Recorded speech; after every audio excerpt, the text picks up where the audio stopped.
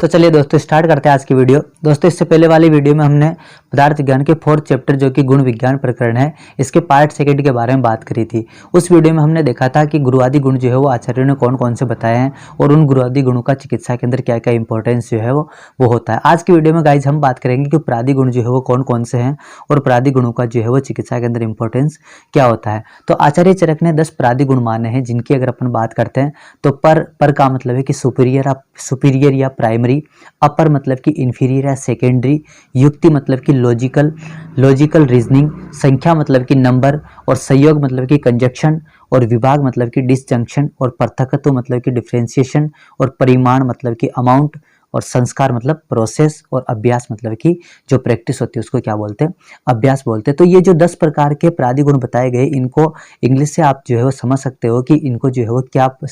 बोला गया है, क्या जो है आचार्यों ने बताने की कोशिश की है। तो देखते हैं कि गाइस सबसे पहले पर जो है वो क्या होता है, अपर क्या होता है प्रादि गुणों के अंदर। तो पर का मतलब होता है कि एक ही जाति के अनेकों द्रव्यों में जो प्रधान या उत्कृष्ट होता है उसको अपन पर बोलते हैं। और अपर मतलब कि एक ही जाति के द्रव्यों में जो अप्रधान होता है या पर नहीं होता मतलब कि प्रधान नहीं होता उसको अपन क्या बोलते हैं, अपर या अप्रधान बोलते हैं। जैसे कि अगर गाइस बात करते हैं अपन लवण की,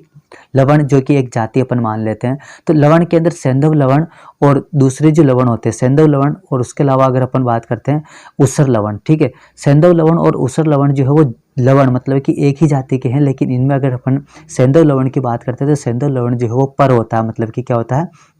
हितकारी होता है। हित जो है वो हितकारी या पथ्य होता है वो पर होता है, ठीक है। उसके अलावा अगर अपन जो उसर की बात करते हैं तो उसर लवण जो है वो क्या होता है, अपर होता है। उसी तरह से अगर अपन तीसरे और चौथे की बात करते हैं कि संख्या और युक्ति जो है प्रादि गुण क्या है, तो संख्या का मतलब होता है कि यथार्थ ज्ञान मतलब कि एक्यूरेट नॉलेज जो होती है उसको अपन संख्या बोलते हैं। गणित की जो संख्या होती है जैसे कि 1 2 3 4 5 6 ये जो नंबर होते हैं, जो डिजिट होता है उसी को अपन क्या बोलते हैं, संख्या के नाम से जानते हैं। जैसे कि आचार्यों ने बताया कि जो है ना अलग अलग व्याधि के जो अलग अलग टाइप बताए उसकी अगर अपन बात करते हैं तो उनमें अगर अपन सबसे पहले देखते हैं कि जो कास है उस कास के 5 भेद बताए, श्वास के जो है वो 5 भेद बताए, प्रमेय के 20 भेद बताए। तो एक तरह से नंबर जो बताया गया है उस वो नंबर ही क्या है आपके पास में, संख्या है। उसके बाद युक्ति की बात करते हैं तो किसी भी औषध की दोष देश एवं काल आदि की सम्यक योजना, मतलब कोई भी अगर आप शरीर को किसी भी व्यक्ति को जब औषधि देते हो तो उस औषधि से पहले आपको योजना बनानी पड़ती है कि मैं इस व्यक्ति के अंदर इस औषधि को अप्लाई करूं। वो औषधि जो उसके शरीर में अप्लाई की जा रही है वो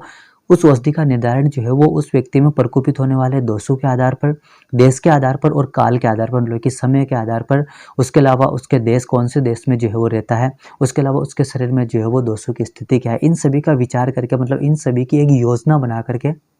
एक प्लानिंग बना करके जो है उसको क्या दी जाती है, औषध दी जाती है। तो मतलब एक प्लानिंग के द्वारा किसी भी चीज़ का डिसाइड करना, किसी भी चीज़ को जो है वो मतलब कि जो कंप्लीट करना क्या कहलाता है, युक्ति कहलाता है, ठीक है। उसके बाद पांचवा और छठा है कि संख्या और संयोग और विभाग। संयोग का मतलब क्या है कि जैसा कि आपको संयोग से नाम से पता चल रहा है कि दो चीज़ों का जो है आपस में मिलना क्या कहलाता है, संयोग। तो एक्चुअल में है भी वही, ठीक। और दो चीज़ों का आपस एक दूसरे से अलग होना विभाग कहलाता है। तो दो या दो से अधिक द्रव्यों या वस्तुओं को आपस में जोड़ना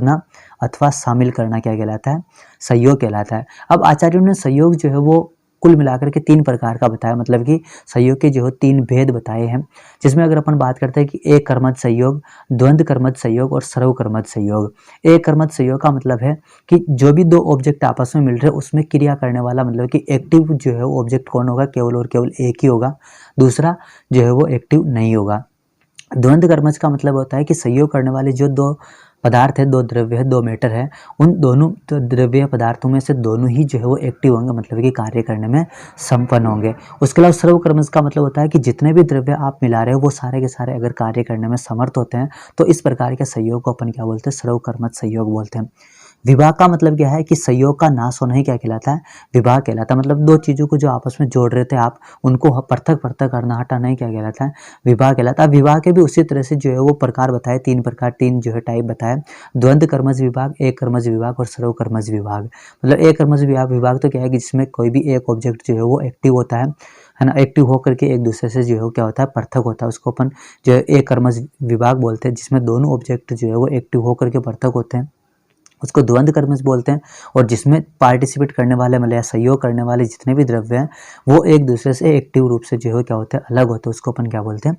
विभाग, मतलब कि किसको अपन बोलेंगे, सर्वकर्मज विभाग के नाम से। उसके बाद में 7वां और 8वां है कि पृथकत्व और परिमाण। पृथकत्व का मतलब होता है कि एक ही जाति के द्रव्यों का वो गुण जो उन्हें एक दूसरे से पृथक पृथक या अलग कर देता है, उसको अपन क्या बोलते हैं, पृथकत्व के नाम से जानते हैं। जैसे अगर अपन कलर की बात करते हैं तो एक तो ब्लू कलर है और एक रेड कलर है, तो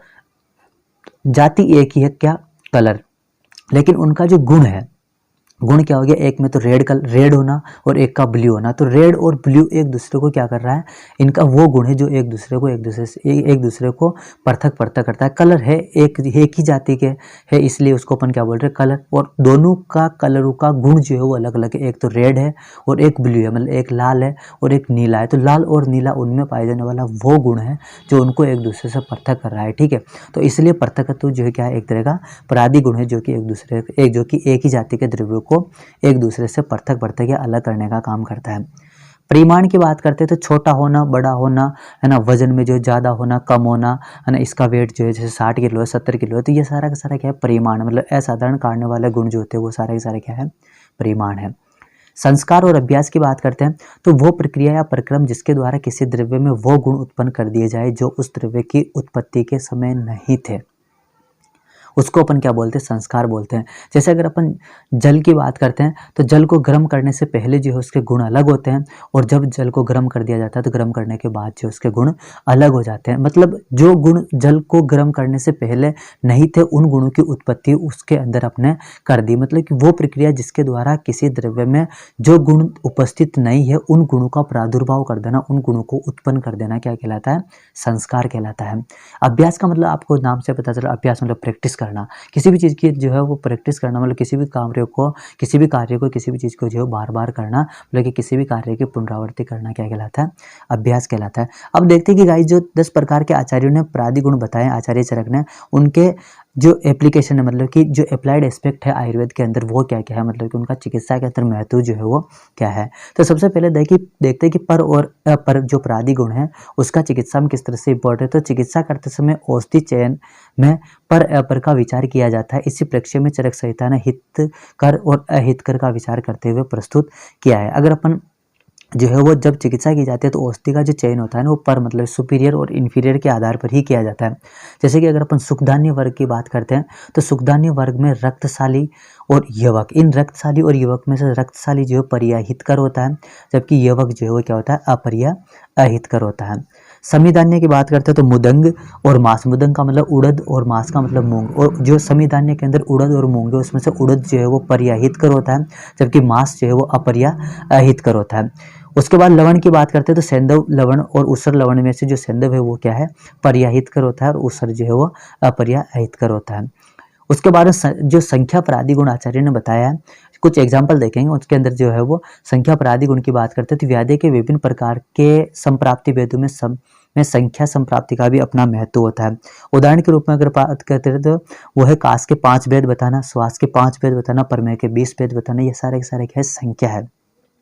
और इस संख्या का प्रयोग भी जो है आचार्यों ने किया, इसका मतलब संख्या जो प्रादि गुण है उसका यूज भी आयुर्वेद में हुआ है, ठीक है। उसके बाद औषधि के मान का ज्ञान भी संख्या के आधार पर ही किया जाता है, मतलब कि कोई भी औषधि या कोई भी ड्रग जो है वो उसका मेजरमेंट करने पर कितना जो है नंबर आपके पास में आ रहा है, तो उसका मेजरमेंट, उसका मापन भी आप किस तरह से कर रहे हो, इस संख्या के बेस पर ही कर रहे हो। तो संख्या का जो है वो एक और यूज जो है आयुर्वेद में कहाँ पर हो रहा है, ये हो रहा है, उसका चिकित्सा में इसका यूज है। उसके बाद पृथकत्व प्रादि गुण की अगर अपन बात करते हैं तो एक गाय को वर्ण के आधार पर अन्य गाय से पृथक किया जा सकता है। जैसे मान लो कि बहुत सारी गायों का जो एक ग्रुप है, मान लो कि दो गाय जो है वो पास पास में खड़ी हुई, एक गाय जो है वो ब्लैक कलर की है और एक गाय जो है व्हाइट कलर की है। तो ब्लैक कलर और व्हाइट कलर दोनों गाय को एक दूसरे से डिफरेंशिएट कर रहा है, पृथक कर रहा है, तो इसलिए उस गुण को अपन क्या बोलते हैं, पृथकत्व बोलते हैं। मतलब कि किन्हीं दो ऐसे द्रव्य जो एक ही जाति के हैं या दो ऐसे पदार्थ जो कि एक ही जाति के हैं और उन एक ही जाति के पदार्थों को अलग अलग करने वाला जो गुण होता है उसी को अपन क्या बोलते हैं, पृथकत्व के नाम से जानते हैं। Difference between tinea cruris and tinea pedis both are fungal infection, मतलब कि जो टीनिया क्यूरियस और टीनिया पेडिस जो फंगल इन्फेक्शन होता है वो दोनों ही फंगल इन्फेक्शन होने के बावजूद भी एक दूसरे से जो है डिफ्रेंशिएट होते हैं, अलग अलग होते हैं। उसके अलावा चिकित्सा के महत्व की में अगर इसकी बात करते हैं तो व्याधि के सापेक्ष निदान में पृथकत्व का उपयोग किया जाता है। तो दोस्तों ये थी हमारी वीडियो जिसमें हमने देखा कि परादी गुण जो है आचार्य चरक ने कौन कौन से बताए, उनकी संख्या जो है कितनी बताई है, और उसकी संख्या के अलावा उसका आयुर्वेद और चिकित्सा में जो है क्या क्या इंपॉर्टेंस आचार्यों ने बताया है। तो गाइज यदि हमारे चैनल को आपने अभी तक सब्सक्राइब नहीं किया है तो सब्सक्राइब कर लीजिए और बेल आइकन को प्रेस कर लीजिए ताकि आने वाली हर एक वीडियो की नोटिफिकेशन आप तक जल्दी से जल्दी पहुंच जाए। Thank you so much guys.